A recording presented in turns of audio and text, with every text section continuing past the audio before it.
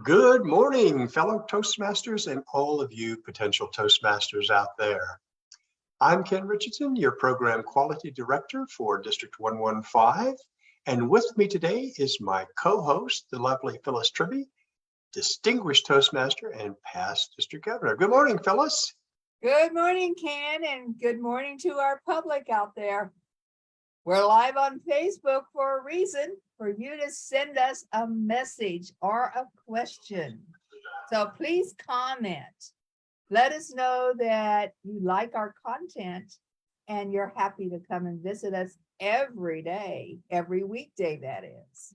Yes, Monday through Friday, we're here, or someone is here. We have different hosts throughout the week, but all are focused on providing information to our clubs and to our members throughout District 115 and beyond, because we do have members from around the world who join us from time to time, and we're always very glad.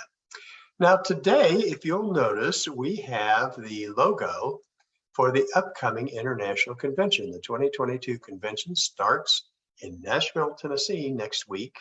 This is the TI logo. They don't have the tagline on here. We were talking about this earlier. The tagline is "Everyone is a storyteller." So that some people like it. Some people think, no, that's too restrictive. It doesn't really encompass what Toastmasters is all about. But nevertheless, it's a very colorful logo for this year's convention, and it's starting next week. And because of that, I thought this would be a good time to sort of finalize and wrap up the two P's of the upcoming convention: proxies and proposals. We've had a show before to talk about both of those issues, but since we just have a week to go, I thought a real quick refresher on both of those would be appropriate for today. The other reason is I did have an opportunity to discuss with the rest of Region 2. We had a Region 2 meeting, which includes about 10 districts, and don't ask me to name all of them. I always have to look them up. So that means, you have 10 times 3, you have 30 members of individual trios from those districts. Plus we have 2 region advisors and 1 international director who was on the call. So we had an opportunity to really look at some of these proposals and talk about them. So we're going to do that a little bit more in detail. Now, Phyllis, I know that you won't be there in person this year, but you have attended a lot of these. And for those folks who haven't, what kind of advice would you offer? Get the schedule ahead of time before you go. Know where the events are. There's usually a map included, so you can mark out where you're going and when. They are many presentations by top-notch speakers, so you'll want to mark where those are. And usually there is nothing else going on at that time. So you can pick out the speakers you want to hear, or see them all, but you want to get your map going as to where you're going to be and when. So there's always important things going on. The business meeting is always something great to listen to, because this is our governing body. Every club is incorporated under the articles of incorporation that are held by Toastmasters International. So what these people decide is what's going to happen in your club. So if there are changes, it trickles down and it happens in your club. So you'll want to go and see how that works. And of course, the World Championship of Public Speaking. I'm not sure, I have been in a while, but they used to have a ticket where you could get in early. Now there are groups of people running in there early, but don't be afraid to be a little late if that's how it happens, because they will have the stage, and then they'll have 2 huge, and I mean huge, screens on either side. so you can actually get a close-up look at the speaker and be able to see facial gestures and things that are going on with the speaker. So you will see it even if you're in the back of the pack running in there to get a seat. And bear in mind, I was in charge once before of cleaning up before the World Championship. And people want to come in and reserve seats, put their stuff on seats. Don't do it, because when it says the room is going to be cleaned out, they mean it. And if you leave stuff laying around on chairs, that'll all go. Now, if they think that it's important, they may put it in lost and found, but it all goes. So don't think you can go in there ahead of time and lay the packages down and have a reserved seat. That is not how it works. They will clean the room. So bear those things in mind. Go and have a fantastic time. See everything that you can see. Well, that's very good advice. I recall that when I attended last, it was here in Las Vegas, and you're right. It's quite a production, and you're able to see the speakers of the top 10 for contestants for World Championship, or top 8. I can't remember exactly the number. And this year in Nashville, I happen to have been to the Gaylord Hotel once before. That's the hotel associated with the Grand Ole Opry the most. It's one of the largest hotels outside of Las Vegas, of course, with I think 3,000 rooms, 2,000 to 3,000 rooms, and a big attached convention center, or one just down the street, if I recall. It's been a number of years. So it is a large venue, and it's good advice to get that map and get your schedule and then map it out so you know where you're going. And one of the things we're going to help you with, of course, today is we are going to talk once again about the proposals that are out there and about assigning your proxy, because this is going to be your last week to do that. Proxy assignment, the deadline is August the 12th, which is Friday, by 11:59 p.m. Central Time, which will be like 10:59 our time, something like that, because it's based on the whatever time International is in, and they're in Central Time in outside of Denver, as I recall. So I'm going to bring up the screen that I have, if I can find it, of course, and it's not where it's supposed to be. That's always the case for reasons that escape me. All right, let me go there and then come back here and try this again. That's always a mystery to me, Phyllis. I don't know what happens. I set the screen up and it changes. It just, well, I'm sure it just does this all by itself. It's magic. It must be, or I think there might be gremlins in the machine here, so to speak. It's called technology. Technology. And it hates us all. You're right. It's both a good thing and a bad thing simultaneously. Well, as our viewers can see, we're on the TI page, and we went under the events option over here on the right-hand side of your screen. And if you click on that, you'll see one of the things they have is annual business meeting. And I wanted to start with this because it has pretty much everything you need to know in one place. So if you select that, you'll get this screen, and there's an overview. It'll talk about your role, voting, watch and learn, and the business meeting itself. Scroll down just a little bit, and the things we're going to focus on today is the proxy. And ABM stands for annual business meeting.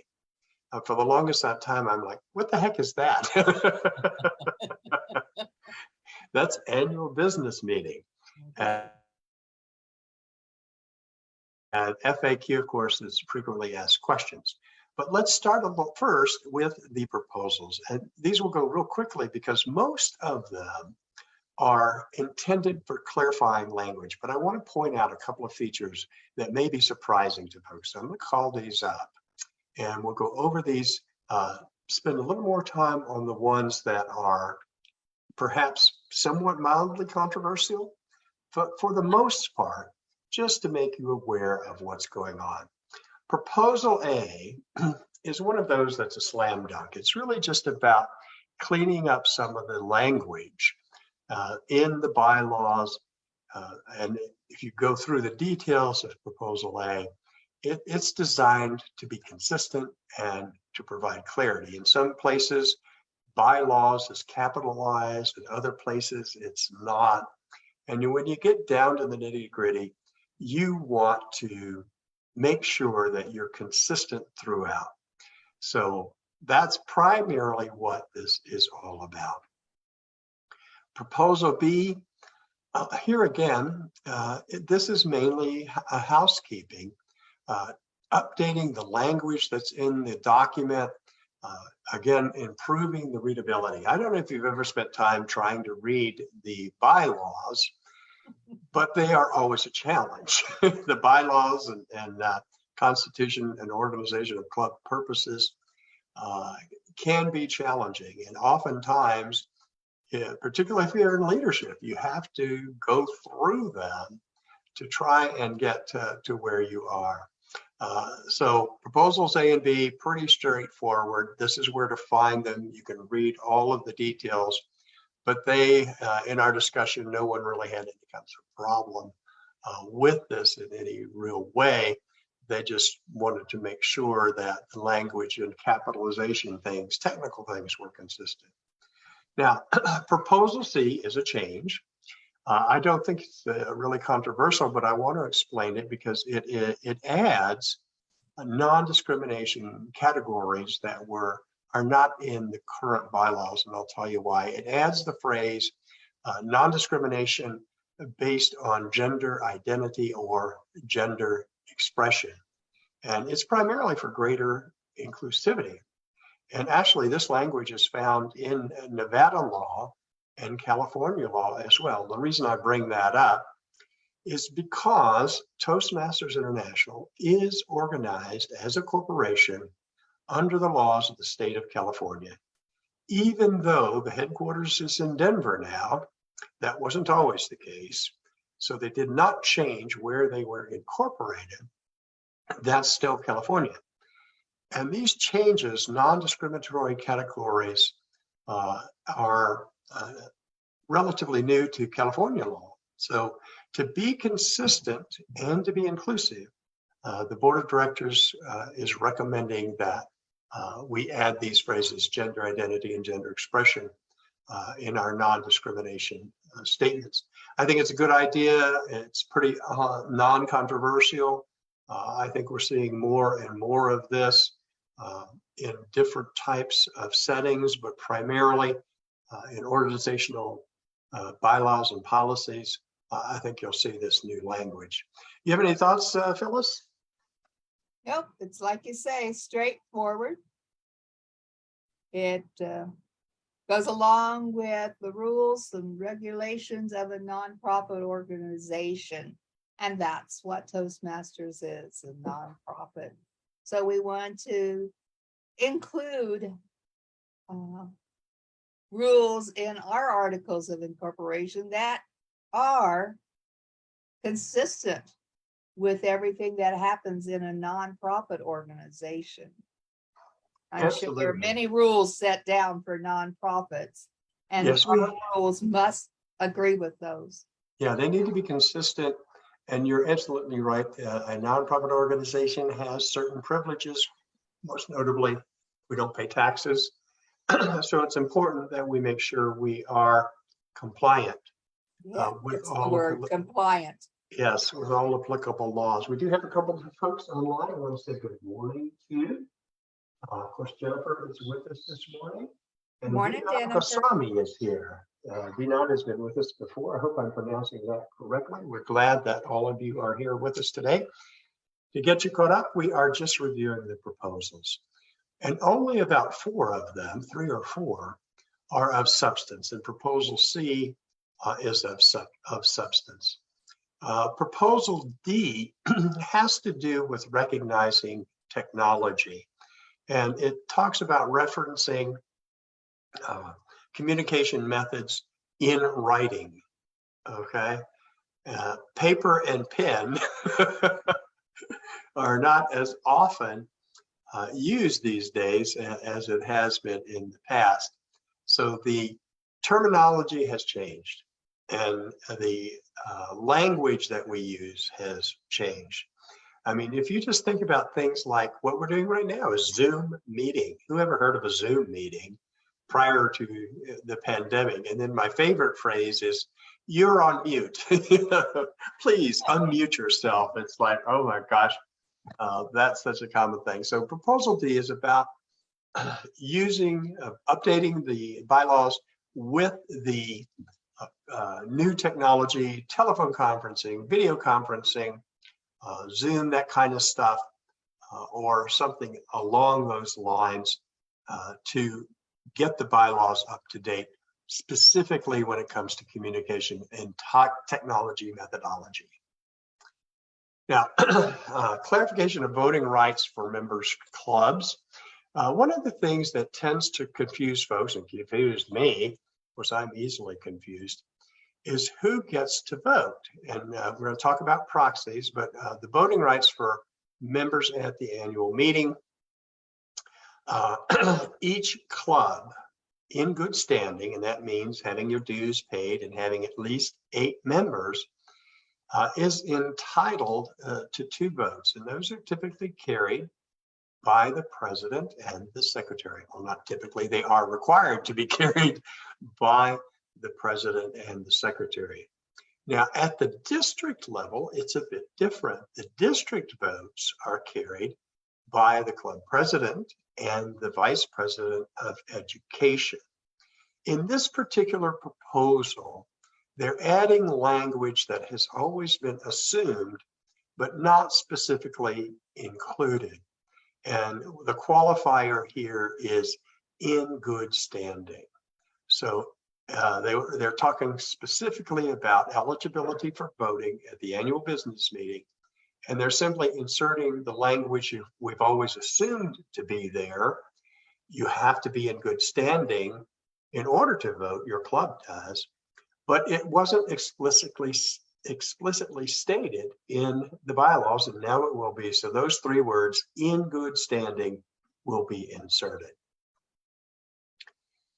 Now, this is another one that is amusing, and it's amusing in the sense that our bylaws get so granular, so detailed at some points. And this proposal F talks about how we communicate change to our members, how TI does that.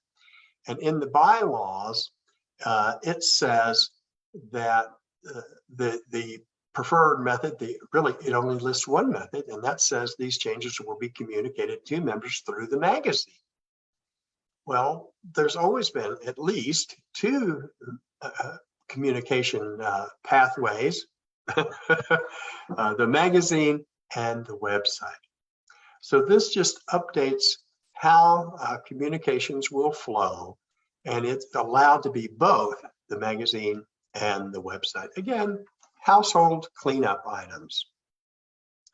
Proposal G is pretty much the same thing, and in talking to our region advisor, this just clarifies that when we talk about geographic regions, we're talking about Toastmasters geographic regions as defined by the board. They didn't want to confuse folks when dealing with other organizations that also have maybe a different definition for geographic regions. So this just expressly says, when you read this term, geographic regions, we're talking about the regions as defined by the governing board. Another one that's cleanup, questions here, is proposal H. And this one, again, it really goes back to technology, because in the language of the bylaws, it talks about board members will get together on site. So it's referring to the international meeting and gathering on site. That's the language. You must be there physically on site.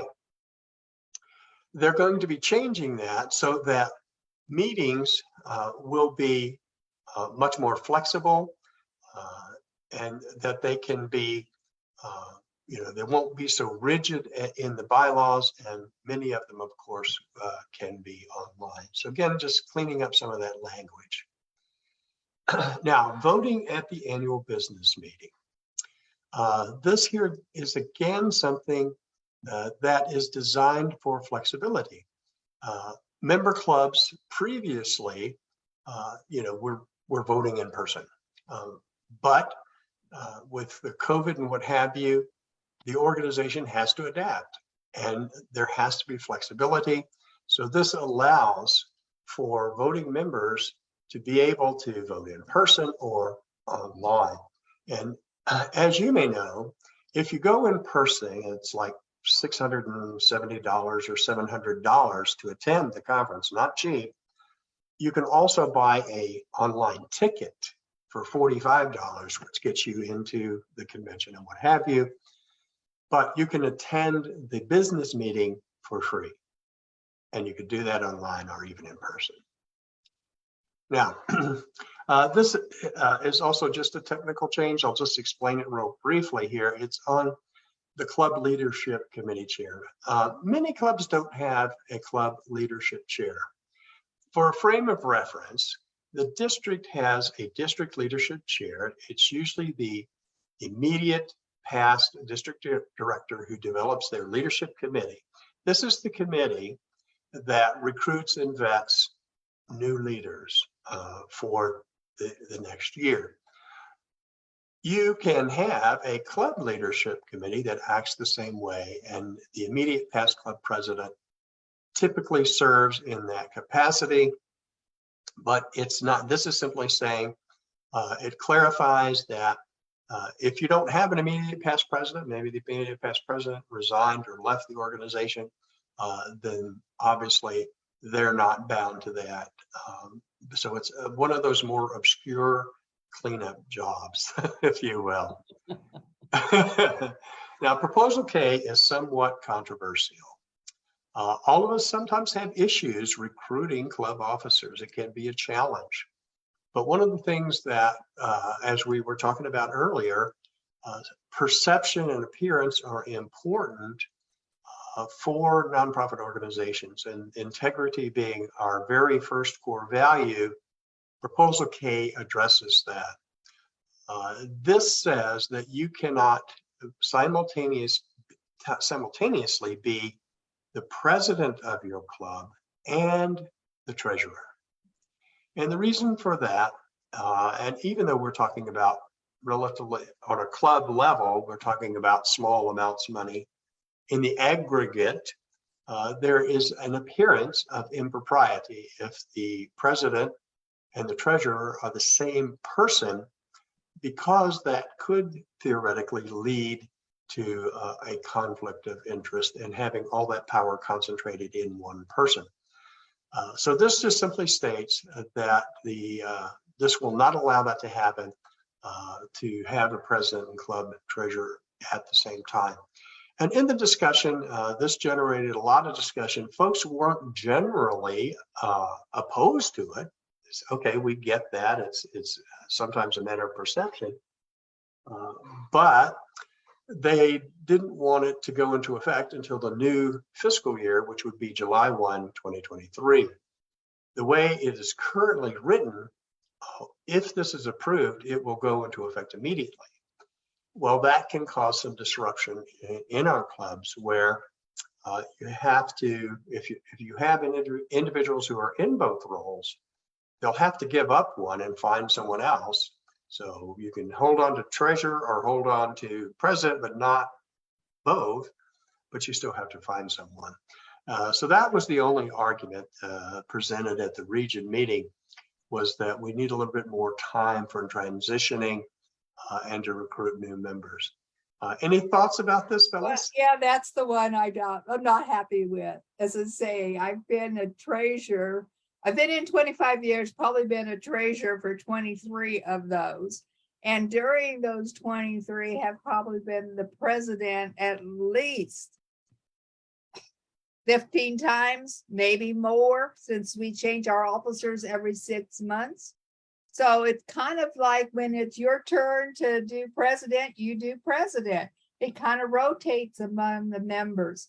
So I'm not sure. My club is so small, and already people have multi roles to play and officer roles that, come the last, in 2 weeks, they may have to be finding themselves another president. I think it's easier to change president than it is to go through everything needed to set up a new checking account and change treasurer. It's such a, you're committed, and for me, Yes. it's attached to my personal information so that it can be free. And yeah, it's a kind of challenge. touchy with me, but the club will adjust because that's what you do in Toastmasters. Well, during the discussion, it was pointed out that the folks in attendance, whether online or in person, can propose an amendment that would say this is to be effective July 1, 2023. And that was what several of the folks in attendance, the district directors, decided on that they would do, is to offer that amendment to delay the implementation to give our clubs time to adjust. So we'll see how that works. Now, proposal L, I think this is the last one. Yes. This just cleans up and clarifies a method for ensuring that members of the district council, so we're talking about the president and the vice president of education of each club, who are the club representatives on the district council at the district level, they want to have more flexibility in determining which of these two people shall carry the vote. So it's up to the club to decide if the, let's say the VPE can't be there, but the president will, then they can authorize the president to carry both of the club's votes, or vice versa. If the president's not there and the VPE is, then the VPE can carry both votes. This is sort of similar to a proxy, but not exactly a proxy. It's merely a way to facilitate attendance and voting at the district council. Now, of course, if both are there, both can carry their own votes, but this allows for the club to designate who is carrying the votes, I should say, for their club. So that is a bit of a change, and I don't know if it's worded in our operations manual. This was one thing, the last two proposals, and then proposal C, that we'll have to have our illustrious and distinguished operations chair take a look at. So any comments on this, fellas? I definitely want you to reinforce the word district council here, district council, because we're changing who's voting. And that could confuse some of our viewers, because we've been talking about the annual business meeting. Now, all of a sudden, we've gone into council, to the district. So I want them to understand this is a proposal for the district to add to their bylaws. And, I don't understand why they make the change there, at the, as you point out, the district council, the voting members are the president and vice president of education of each club, but at the annual business meeting, it's the club president and club secretary. So why they do that, I don't know. But anyway, now you have it. Those of you who've had an opportunity to listen in today, and I was just looking for questions here on my other computer, you have all of the proposals, and you know how to find them and read them. The one last thing, we're at 6:29, so the one last thing I just want to quickly remind folks, if you are a club president or a club secretary, when you go to your profile in the TI website, it's going to look a little different. There's an additional option on the menu. Now I'm going to show you that. So you can see there's my welcome, Kenneth. And if you hover over that, you have two options, profile or log out. Go to profile. Again, this is club presidents and club secretaries. When you go to the profile, this familiar looking page will come up, and you scroll down, and to the right, you remember all of these little tabs, things like education awards, club support history, blah, blah, blah, downloads, etc. It's everything you've ever done in Toastmasters. There's something new, and that's this one here, the annual business meeting. If you click on that, then you're going to get these options. One is annual business meeting overview. So you can click on that to learn more about the business meeting and how it's going to go. But what I want to focus on today is club proxy and voting instructions. Now, I have already assigned my proxy as a club president, but when you click on this as the president or secretary, it will take you to the options you have for assigning your proxy. And a proxy is just an authorizing someone else or yourself to vote on your behalf. And there are two. So even if you are going to vote, you have to assign the proxy to yourself. If you're a club president, club secretary. If you assign it, we recommend you assign it to our district director, Jean Williams, and just let her cast the votes on behalf of the district. And then the other option you have to think about is it a designated proxy or an undesignated, or directed or undirected? And what that means is you will select and tell the district director how you want her to vote, or you'll just leave it up to her. So a directed proxy or is one that says, okay, I want you to vote this way, Madam District Director. An undirected is one that says, I'm giving you my proxy, you decide which is the best way to vote on behalf of our district. Does that make sense, Phyllis? Absolutely. Okay, so I think we've covered. I'm going to stop sharing there. We are just slightly over time a little bit, but I think this is worth it, and it's very important to get our members engaged in participatory governance of an organization. That's very, very important. So this hopefully has helped you for one final time to get ready for that meeting next week. And don't forget the deadline this Friday at 10:59 our time to get your proxy in. Anything else, Phyllis, before we give some announcements? No, I think that is it. Next week, Ken's going to be gone all week, going to attend the conference and learn new information from all the training he will receive. But I will be here next Tuesday, possibly with Sherry Parker, to talk about Las Vegas storytellers. Very good. And reminding folks that we will have our educational enrichment night this Saturday, 6 p.m. If you haven't registered, please sign up. We have some excellent classes and marvelous instructors. So we'll hope to see you there. I think that, oh, and game night is coming up on the last Saturday of the month. So you can also register for that. Links, by the way, can be found in the newsletter under the calendar section of the newsletter.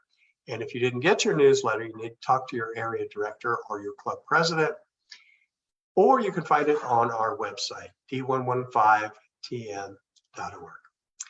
Have a great day, everybody, and I'll see you in a couple of weeks after, and I'll bring back lots of information about the International Convention. So have a great day. Bye. Bye-bye.